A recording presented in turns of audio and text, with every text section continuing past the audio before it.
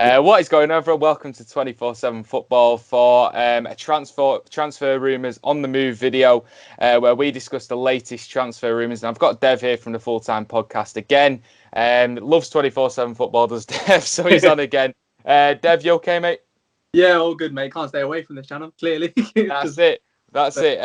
I think when we talk about transfers, there'll be a lot of Man United gossip going around as well. There always is when it comes to a transfer window. And you know what? Let's start with Manchester United as well. Rumours, the articles circulating that United refusing to pay any more than £50 million for Jadon Sancho. I think you knew that one was coming. Yeah. First of all, we know Ed Woodward's track record with refusing to pay transfer fees. Yeah. Quite abysmal. Is this one that you agree with?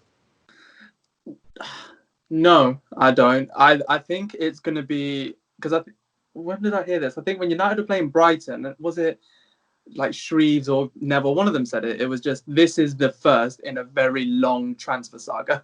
Because what United are very good at doing is we'll say something that outlandish just to kind of get the rumour mill spinning. And then once it's spun, we've realised how much of a cock-up that is, and we need to revert back to type and pay above the odds. But it's different now with what's happened with the pandemic and everything like that, because in the football industry, of course, there was that huge backlash when Liverpool tried to furlough their staff. So it's clear that a lot of the costs associated with this has just continued for all football clubs, and they're probably more crippled than most industries, to be honest, by how this whole thing has come about. And myself, I work in broadcasting, so I know even then the money that has come into them via the Prem and via any outlet has been significantly lower. So it's going to impact on transfers. And I think what Woodward's done is to try and incorporate that into this whole 50 million price tag for Jadon Sancho, which I did expect some form of balancing act to happen in the transfer market. But the balancing act isn't paying £50 million, which bought us Wan-Bissaka last year. As much as I love him, it bought a Crystal Palace right back after one season last year to someone who's been in the Bundesliga team of the season 2 years running and in the England squad almost as many times as Rashford was at his age. And it's like, I can see what he's done. I can see why he's tried to say that. And also Dortmund have got quite a few bargains in the summer. So you think 50 mil compared to what they've spent isn't terrible, but he's never going to get him for 50 mil at all. I think between 50 and 70 is most likely, but anything above that is going to be a massive stretch for us at this stage. I think Dortmund had to publish their accounts recently because they're publicly shared on the stock exchange, and they've lost a lot of money. So I think maybe that was Woodward trying to seize an opportunity, but he's not very graceful at doing it. No. Regardless of transfer money, regardless of fees, Jadon Sancho, is he a player that Manchester United want? Oh, massively, because a lot of people this season have confused what Man United's tactics are and what our whole point is. So they keep comparing us to Liverpool with the wing play, or even to Man City with the wing play, but your centre forwards position is completely different to how Man United deploy theirs, because you always see Jesus and you always see Aguero dropping deep to kind of feed in the wingers. But United don't do that. We get to the byline and switch it in.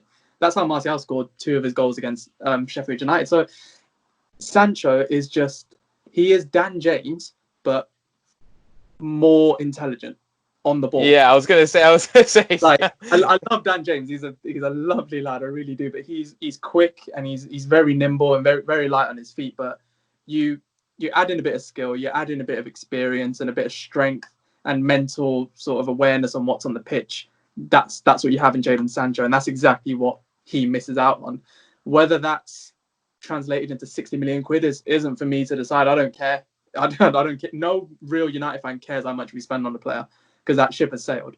We just care, is he the right person to bring in? And absolutely, Sancho, Rashford and Martial. I mean, that's not only a great front three, but it's a long-term front three within a market where Brexit's going to probably have its say, and probably Martial, Rashford and Sancho will only go up in value throughout the terms that they become what they become. And with Fernandes and Pogba behind us, danger. Sancho is the perfect man to bring in for now, because the wing's where we're lacking.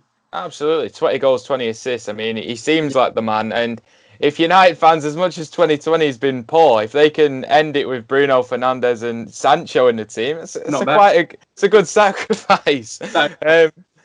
Another rumor that has been going round is that Liverpool quite close, and this I don't even want to talk about, is that Liverpool are close to completing the signing of Thiago. Now, Liverpool's team is already immense, and there's one thing that I've been critical of about Liverpool is that the squad depth isn't quite there, and you've been very fortunate with injuries, but that confirmed 11 that they've got is fantastic. Throwing Thiago into that squad now as well, and doesn't look like Liverpool are going anywhere.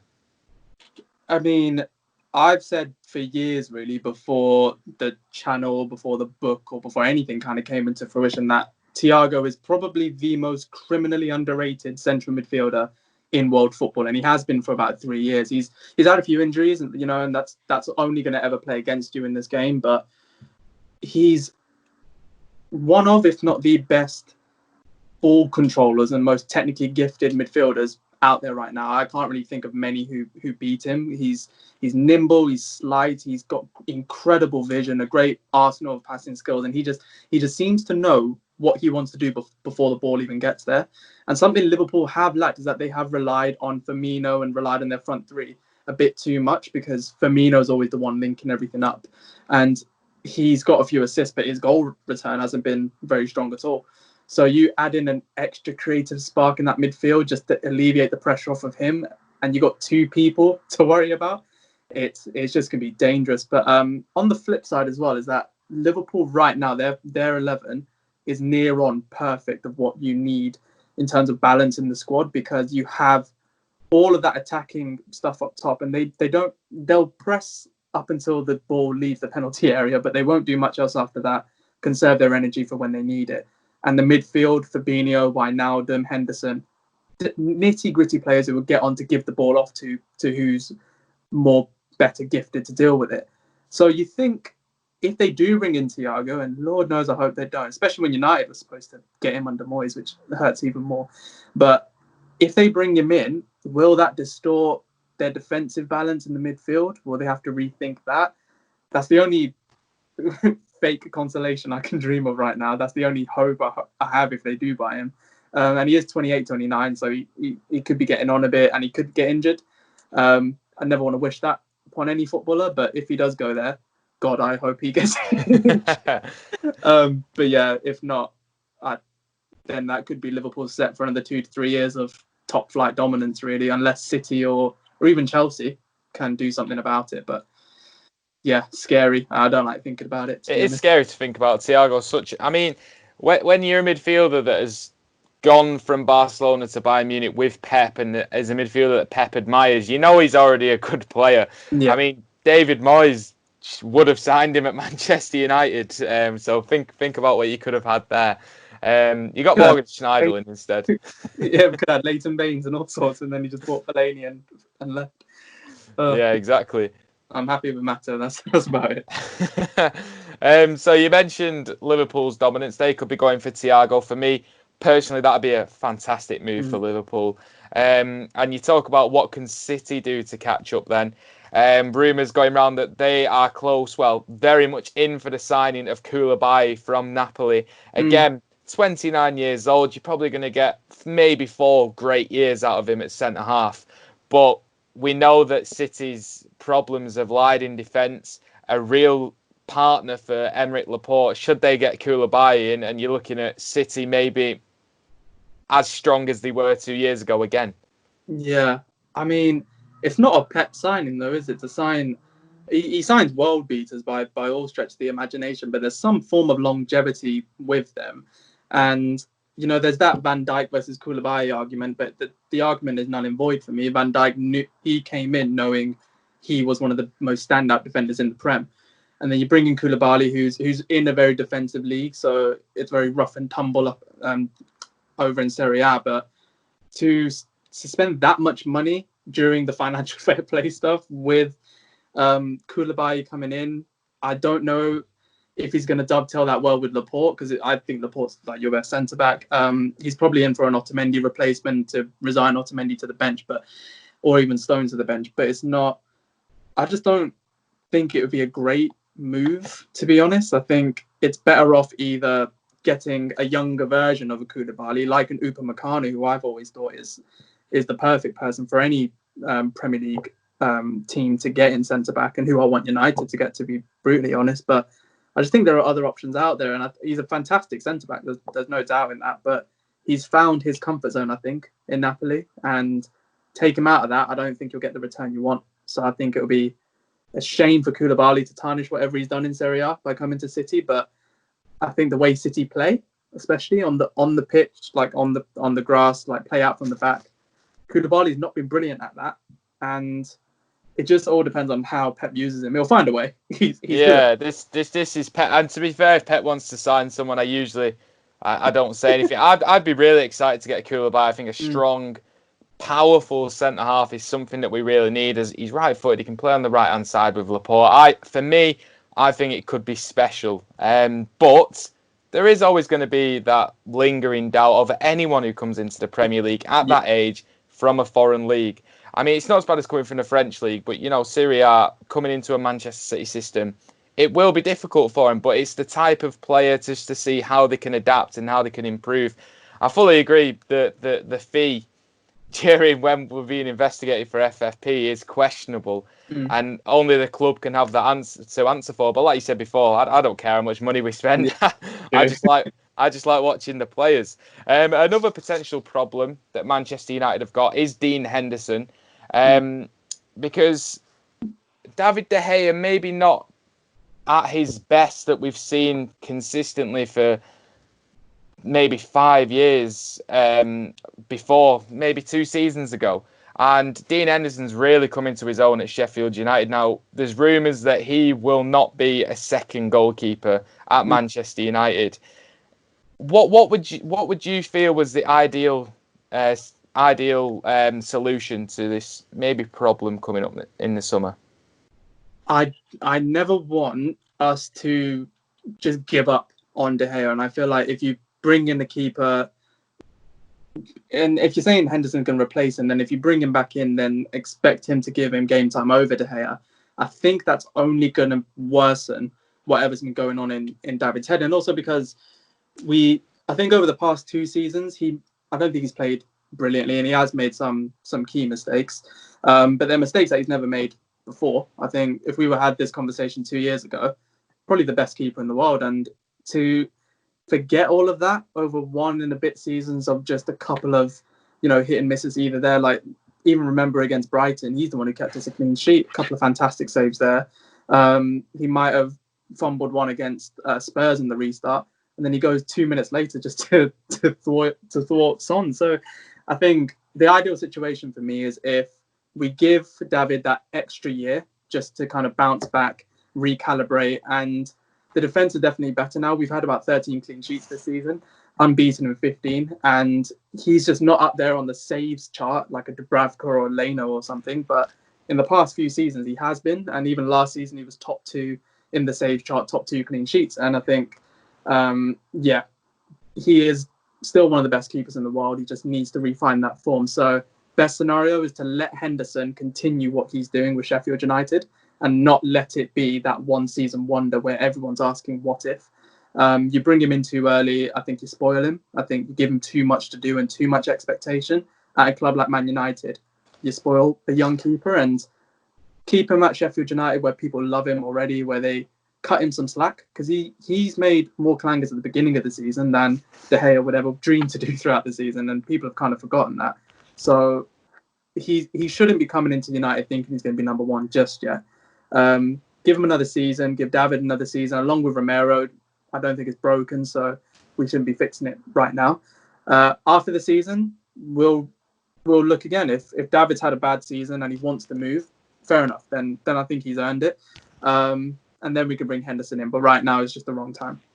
And finally, on the transfer rumours side, is that if West Ham do stay up this season, which after that win against Chelsea, it's looking likely, David Moyes, if he's still at the club as well, and I can always feel you shudder whenever I mention David Moyes, but he wants to bring in Ross Barkley from Chelsea. I mean, Ross Barkley, 26 years of age. An okay player. Do you think that's a move that suits all parties as Chelsea try and push on? Yeah, I think it is. To be fair, he's played before under Moyes. Like they kind of if they can get a bit of renaissance from their time at Everton, I think it'd be nice. And Ross has, I think Barkley's kind of lost his confidence a bit going to Chelsea because he arrived under really poor circumstances as well. They knew he wanted to leave from Everton for like 2-3 years and it just never happened, and he left like under a cloud from Goodison when they loved him, and then he never felt loved or accepted really by Chelsea, I don't think.